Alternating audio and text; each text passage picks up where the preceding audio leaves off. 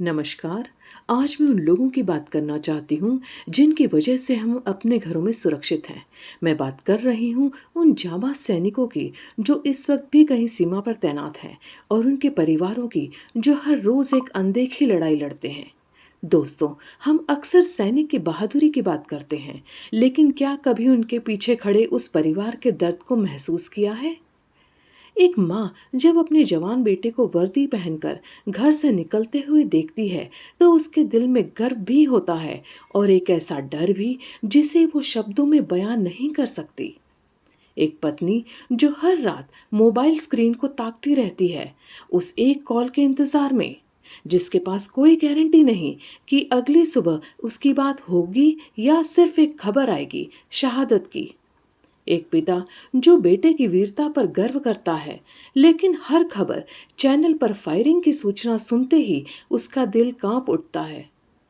और बच्चे जिनका पापा हर बार किसी समारोह में बस तस्वीर बनकर साथ होता है।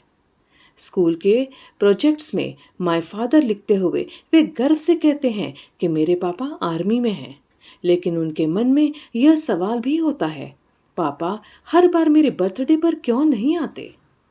ये परिवार भी सैनिक का है, बिना वर्दी वाले सैनिक। हर बार जब दरवाजे पर दस्तक होती है, उनका दिल धड़कता है। शायद कोई चिट्ठी हो या फिर कोई बुरी खबर।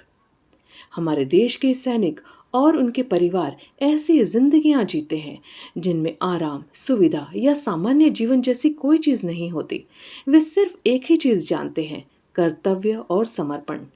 जब कोई सैनिक शहीद होता है, तो तिरंगे में लिपटा शरीर तो हमें दिखता है, लेकिन उस तिरंगे को सीने से लगाकर रोती माँ, टूटी हुई पत्नी और वह बच्चा जिसे अब अपने पापा की आवाज़ भी याद नहीं, ये सब कुछ हमसे छिपा रहता है।